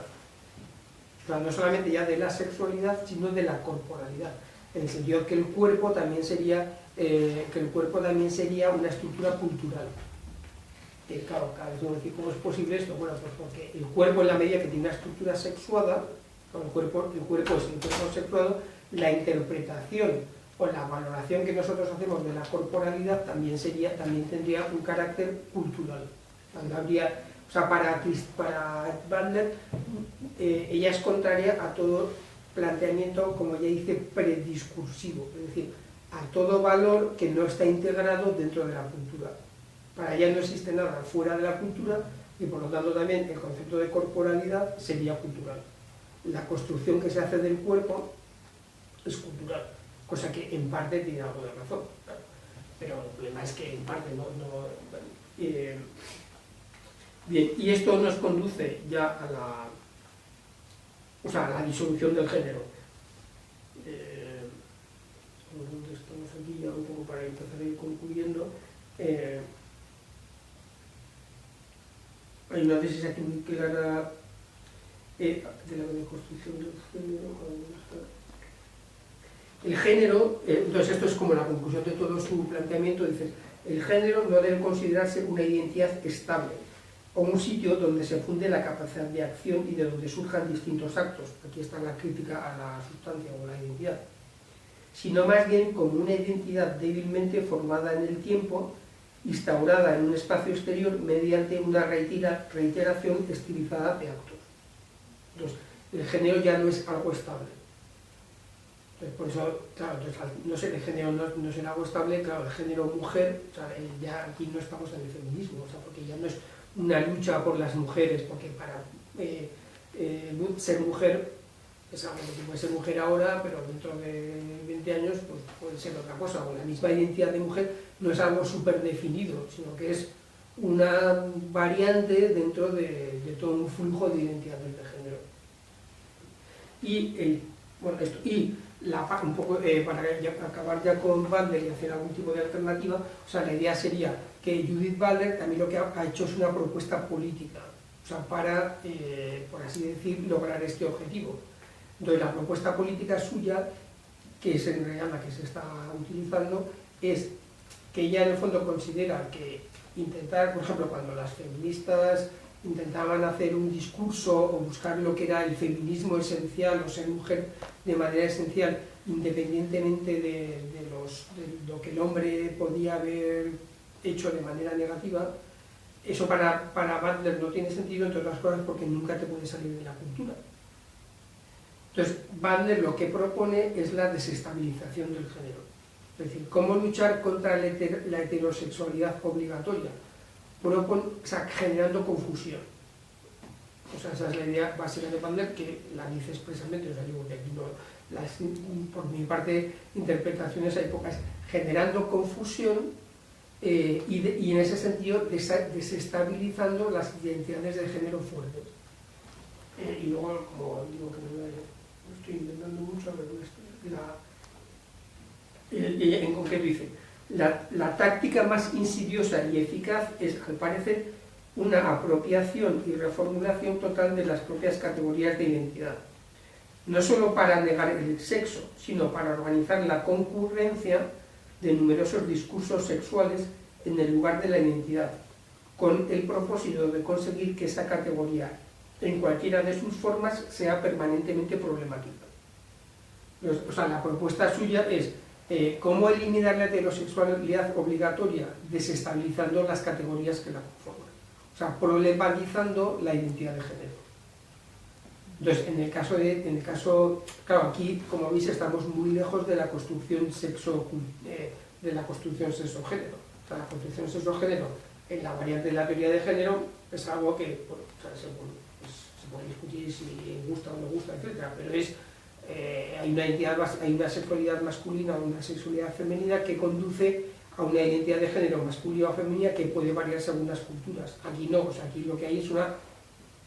O sea, la identidad de género en esta teoría es un poco casi como, bueno, como una especie de precio que se paga a una tradición, casi desde mi punto de vista, ¿no? Porque al final el género en general desaparece. O sea, por eso es el género en disputa o la disolución del género, al final es el género que es.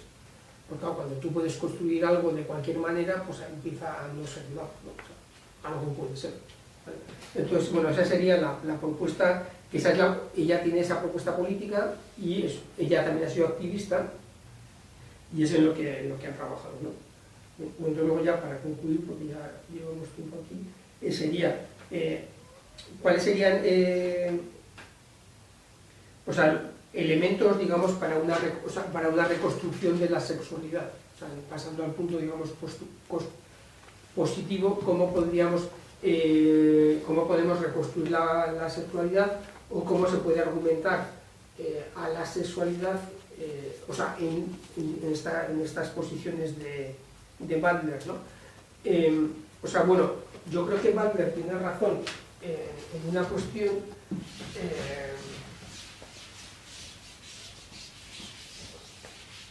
o sea, claro, la división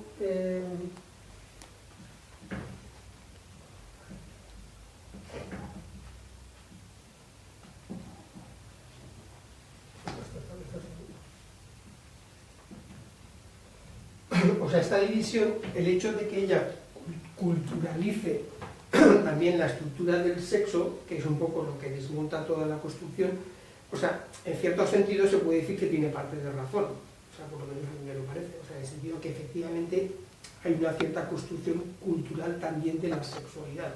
¿Qué ocurre? Que, pero que al mismo tiempo, aunque en esto pueda tener parte de razón, también de algún modo, en la medida en que radicalizas esa construcción, al final todo se vuelve ininteligible.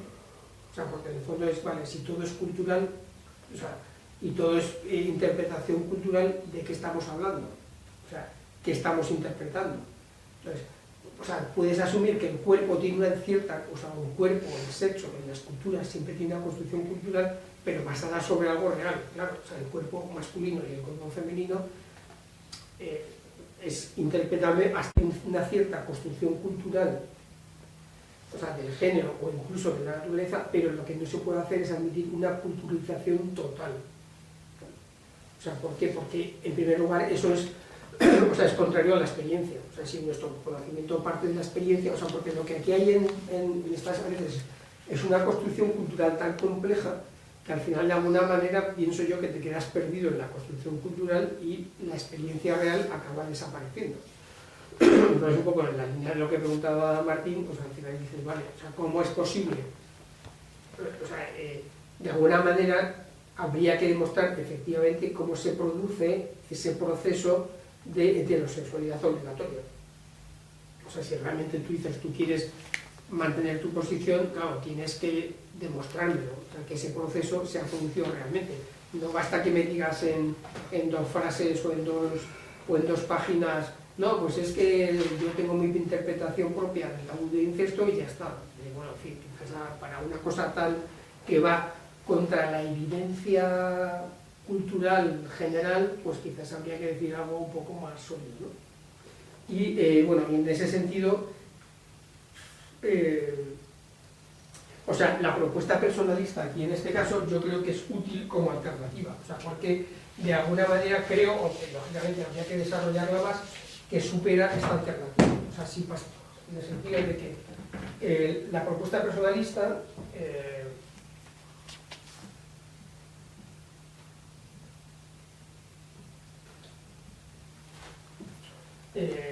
bueno, o sea, el que más la ha desarrollado es Julián Marías, también Caro Wojtyla, pero menos. O sea, la propuesta personalista, que es de lo que nos hablará Nieves en la próxima sesión, ya en enero, que es la identidad masculina y la identidad femenina. La propuesta personalista, es decir, o sea, en realidad existen dos tipos de realidades en el mundo, que es la persona masculina y la persona femenina. O sea, y ese es el dato de hecho, o sea, es el dato de partida. Claro, esto es una visión, digamos, prácticamente antitética en algunos aspectos, es que no existen seres humanos en general, sino que existen 2 tipos de realidades básicas, que es la persona masculina, la persona femenina, como punto de partida. Entonces, se es hombre o se es mujer. Entonces, en esta estructura de la persona, o sea, la naturaleza y la cultura están integradas. O sea, la persona en sí misma ya tiene... O sea, dentro del personalismo no se suelen usar la terminología naturaleza-cultura porque genera, justamente por ese tipo de problemas que aparecen ahí. O sea, porque yo creo que genera una especie de cortocircuitos que después son problemáticos. Porque, claro, es decir, ¿qué es natural en la persona en sentido absoluto?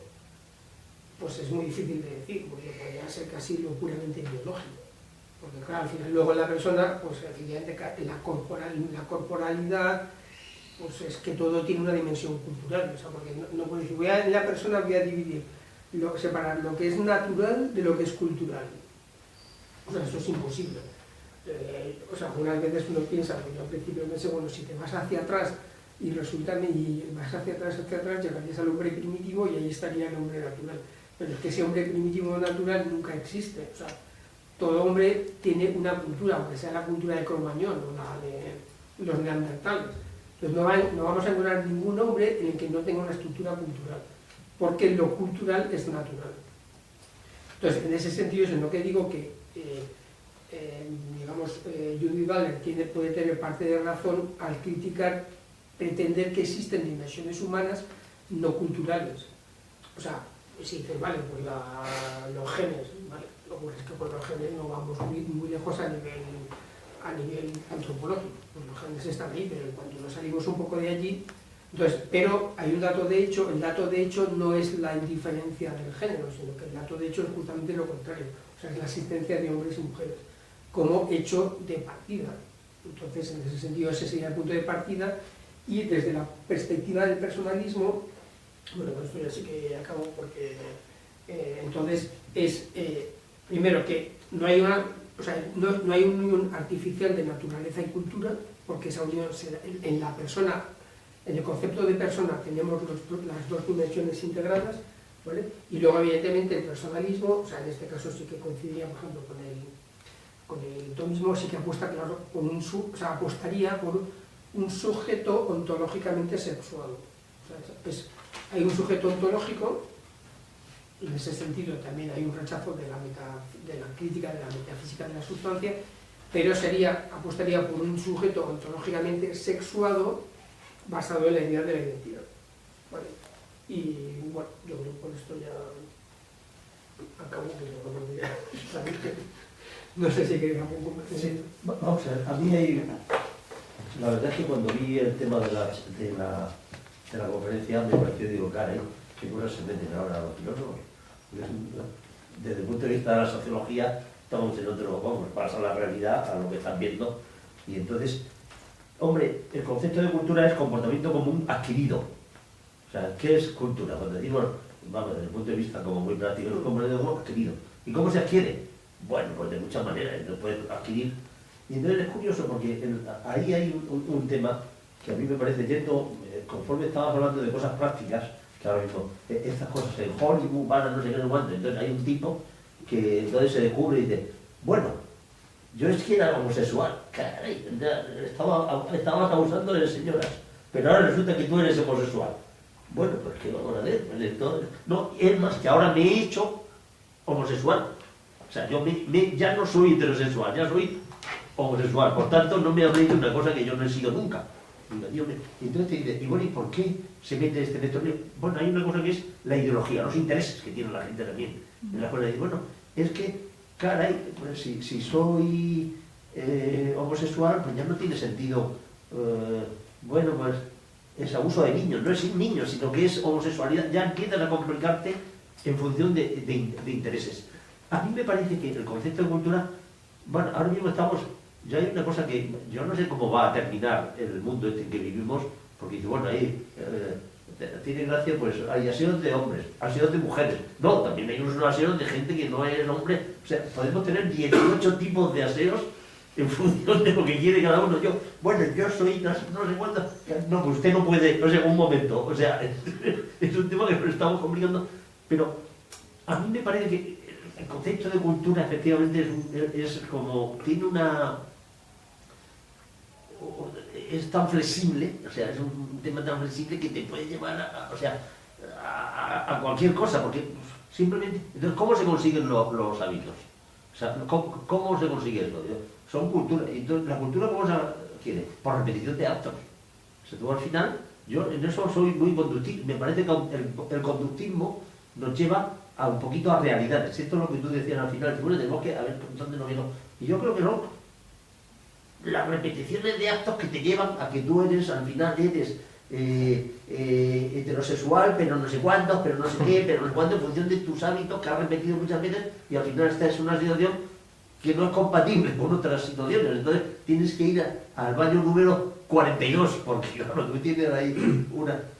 No sé si me... Sí, no, bueno, o sea, a ver, claro, la cultura es fluida, además la cultura actual, entonces evidentemente el tipo de cultura que se está generando en un momento dado, o sea, favorece a la persona o no. Claro, ahí es un punto donde tú tienes que intentar intervenir, o sea, de hecho todo el mundo intenta intervenir en la generación de la cultura. O sea, ahora mismo, de hecho todos estos grupos lo que han elaborado es como ellos pensaban que el tipo de cultura existente, que era la cultura heterosexual, digamos, sin entrar aquí ya en cuestiones subjetivas sobre las personas, que ese tipo de cultura era erróneo, o sea, porque imponía obligatoriamente unos tipos de comportamiento, lo que se intenta es un tipo de acciones culturales para que se generalice otro tipo de posiciones. O sea, lo que decía es que la cultura, o sea, podríamos hablar como de cultura activa y de cultura pasiva. O sea, la mayor parte de la gente vivimos en una cultura pasiva en la que tú eres influido por lo que los generadores de cultura hacen. Pero también hay gente que crea cultura, ¿no? Entonces, en ese sentido, o sea, creo que dentro de que se puede hacer esa división. Entonces tú vas analizando la cultura y puedes ver, bueno, sí, o sea, la cultura va evolucionando hacia allá, pero nos interesa llegar hacia allá o quizás estamos yendo hacia... Cultura como comportamientos comunes. Sí, claro, pero esos comportamientos comunes, o sea, no son automáticos, ¿sabes lo que quiero decir? Que los comportamientos comunes no son automáticos, o sea, porque en el hombre es que automático no hay nada. Esos comportamientos comunes son comunes ahora, pero hace 20 años quizás ya no eran comunes, y dentro de 20 años pueden ser otros los comportamientos comunes. Entonces, quiere decir que no es algo que esté dado, sino que tú tienes que, o sea, tú puedes intentar intervenir en el proceso de qué es lo común. Una pregunta la tengo yo. Sí, espera, Bueno, a ver, sí, una de las consecuencias de esto, que me llegó una noticia, en el Ayuntamiento del Puerto, pues ahora en el Belén del Ayuntamiento, en vez de poner un niño Jesús, van a poner una niña Jesús. O sea, ya esto es tremendo ya, para promover la igualdad entre hombre y mujer. Pues, nada, pues. ¿Y Puerto Santa María? ¿El Puerto Santa María? No sé si es el puerto, se llama el puerto, el Ayuntamiento del Puerto, no sé si era Santa María, me supongo, parece Andalucía, ¿no? Sí, bueno, o sea, ahora mismo efectivamente se están dando muchas de estas soluciones, pero bueno, por eso el tema es analizar y decir, bueno, esto es, o sea, es positivo para las personas, es negativo, y entonces, o sea, intentar, o sea, de hecho, por eso es un poco el sentido de esta sesión, pues justamente es analizar lo que pasa, claro, pero analizarlo y ver si tiene sentido intervenir en una línea o en otra, o sea, porque, bueno, las culturas pueden evolucionar a mejor o pueden evolucionar a peor. Bueno, de nuestros amigos de Facebook tenemos dos preguntas. Uno es de Lía que dice: Foucault y la historia de la sexualidad, la volonté de savoir, ¿qué influencia tiene en todo este tema? Y luego Víctor también pregunta: ¿usted cree que el sincretismo de hoy en relación a la ideología de género es aprovechado por el transhumanismo? Y si es así, ¿a dónde nos podría llevar? O sea, bueno, la historia, la de Foucault, la historia de la sexualidad, o sea, es uno de los, digamos, de los trabajos claves de fundamentación teórica de todos estos autores, o sea, que juega un papel relevante, o sea, Butler cita a Foucault, o sea, es, entre otras cosas también, claro, porque Foucault tiene, o sea, al haber hecho él una historia de un tema que se había trabajado muy poco hasta el momento, entonces, lógicamente tiene esa relevancia, ¿no?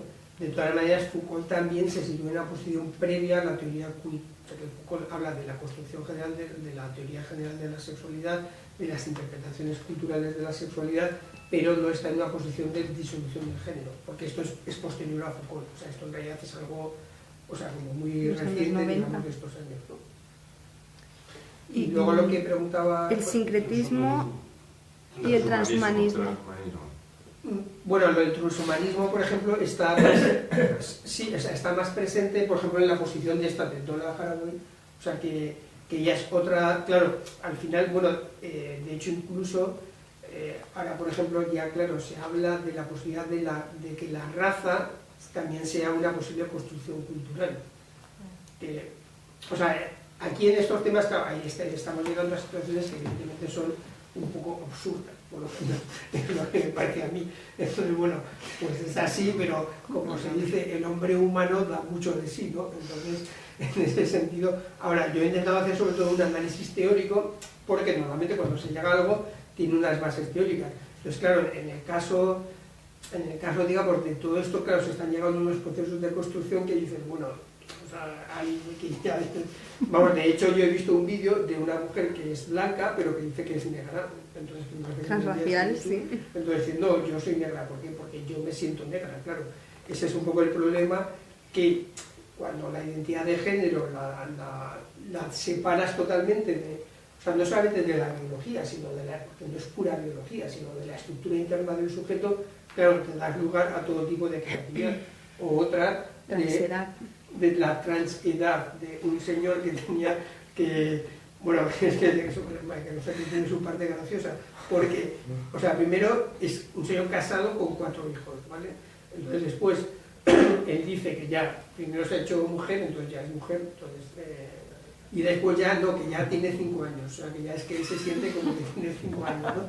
Entonces, yo cuando, porque esto siempre lo enseñó Carolina, yo cuando me decía, no, pero esto es de broma y tal, no sé, no, no era, o sea, que yo tenía 50 años, ¿vale? Tenía 50 años y 4 hijos, y de repente dice, no, yo es que me siento como que tengo 6 años y ahora esta familia me ha acogido y me siento muy bien y tal.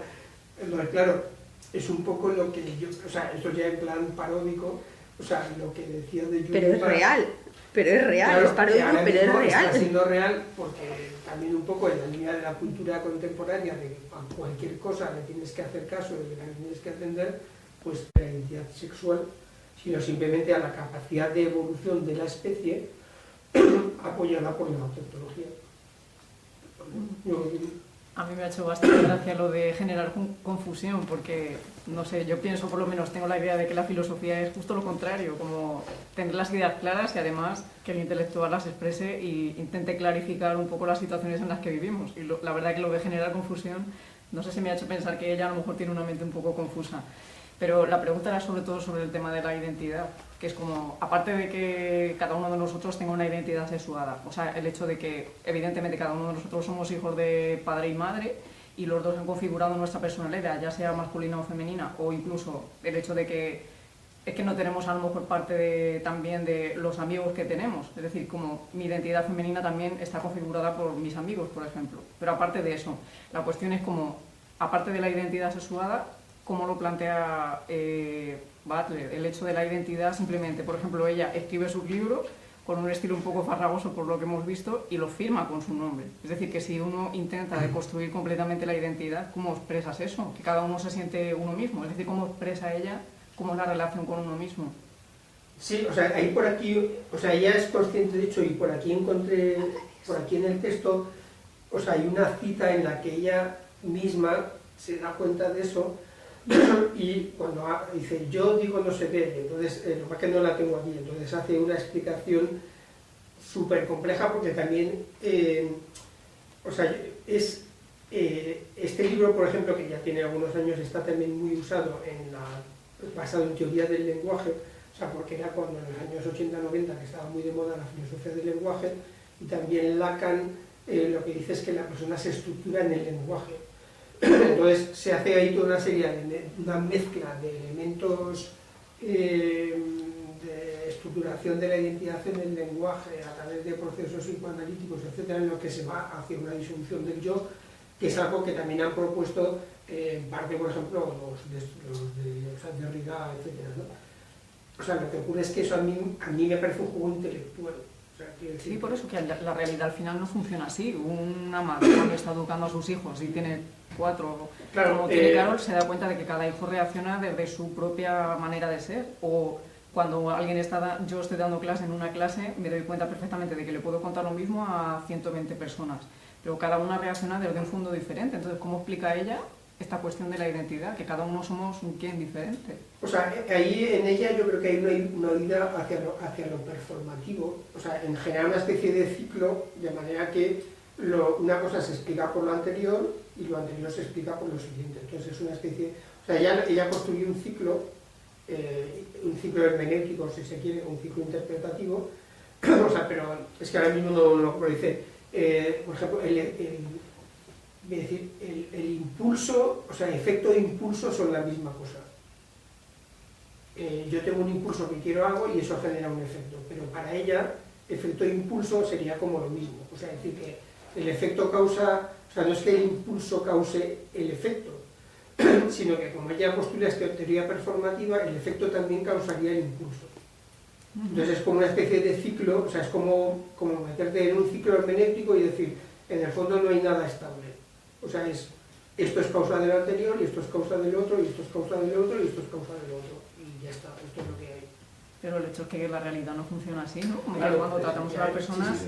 Lo notas, que el otro se siente alguien. No, claro, diferente a ver, al resto. en ese sentido, o sea, por eso digo que, yo estoy de acuerdo con lo que dices tú, que por eso digo que me recuerda a Singer, o sea, en el sentido de esa radicalidad totalmente antiintuitiva, porque claro, al final, claro, o sea, aquellos que apuestan por la disolución del yo, o sea, a mí siempre me ha parecido algo que no es mínimamente sostenible, ¿no? O sea, porque luego además, claro, ya entrando en cuestiones puramente pragmáticas, ¿quién paga los impuestos?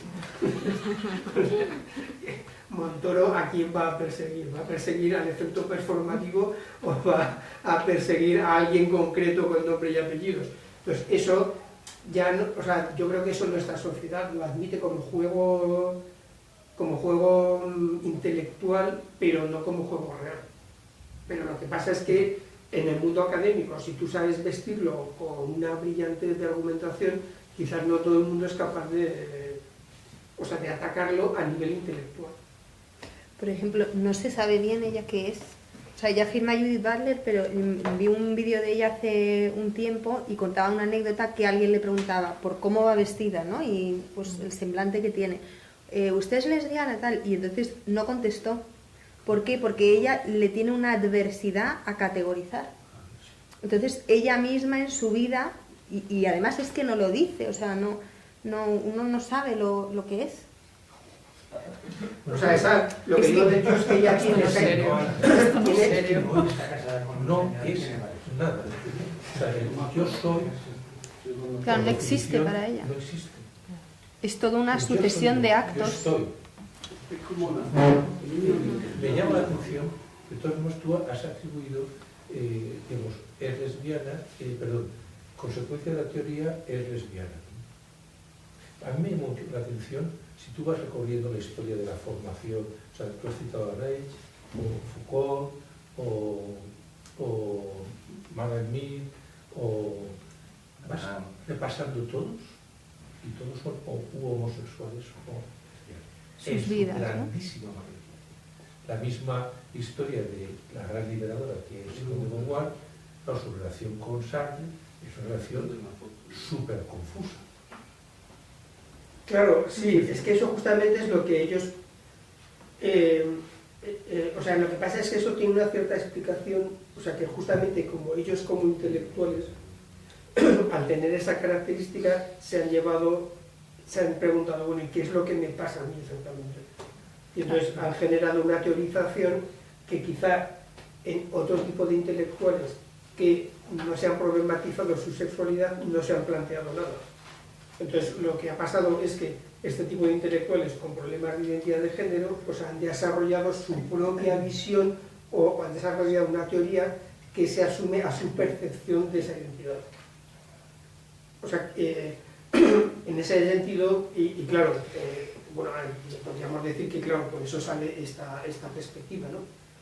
Pero que yo creo que eso, o sea, es como, en ese sentido, usando, sería como causa-efecto, usando la idea o sea, que ellos son homosexuales, entonces al plantearse eso les ha cuestionado su estatus de género porque ellos han tenido problemas, mientras que el que no lo es, pues simplemente ha ido viviendo de manera normal, y entonces al planteárselo, o sea, han investigado a fondo sobre el tema, y claro, pero lo han explicado desde su propia percepción. O sea, yo creo que eso explica un poco parte de este origen, ¿no? A mí me parece interesante, en algunos de sus autores yo lo que veo es que como se han planteado las cuestiones con muchísima radicalidad, eso es interesante para descubrir cosas. O sea, por lo menos a mí me las descubre, ¿no? O sea, toda esta estructura de la corporeidad, o sea, que te hace plantearte una serie de temas a un nivel de radicalidad que si no, no te plantearías. O sea, en otro nivel, por ejemplo, distinto, es el tema de paternidad-maternidad. O sea, por ejemplo, el tema paternidad-maternidad, pienso que desde el punto de vista filosófico está muy poco estudiado. O sea, prácticamente creo que casi no hay nada sobre paternidad-maternidad que yo haya encontrado a nivel de filosofía. ¿Por qué? O sea, no sé exactamente muy bien por qué, pero quizás es como algo que te parece tan evidente que pues ya está ahí, que no tienes que pensarlo, ¿no? O sea, pues está papá y mamá, pues ya, ¿no? ¿Qué es lo que hay que pensar? Pues nada, porque entonces lo que ocurre es que en la... Experiencias radicales según Marías, paternidad y maternidad. Ya, sí, sobre todo transmisión de cómo yo soy persona y cómo voy configurando la persona del otro. Eso es interesante desde el punto de vista filosófico también. No, sí, es súper interesante, pero que lo que ocurre es que no se ha estudiado. O sea, ni siquiera, por ejemplo, en Marías hay prácticamente nada, o sea, así como en Marías hay mucho sobre masculinidad y feminidad, sobre paternidad y maternidad hay muy poco. O sea, sí que hay pasajes. Comparativamente hablando. O sea, entonces, o sea, ¿por qué? Bueno, no sé, supongo que porque son temas que van surgiendo, pero entonces lo que ocurre es que en la medida en que tú haces una deconstrucción de esos procesos, o sea, también puedes intentar utilizarlos de manera, digamos, como reconstructiva. O sea, cuando dices sexo, género, tal, van reconstruyendo todo, entonces puedes decir, bueno, entonces aquí es que hay elementos, o sea, te permite ver cuáles son los elementos del sistema que tú ya das por supuestos, pero que no son tan evidentes. Yo tenía una pregunta. Bueno, yo creo que ya la última, ¿no? Porque ya, pues hora de... Sí, sí. Bueno, que entonces el personalismo, ¿cómo entendería a una persona homosexual? ¿Cómo la comprendería?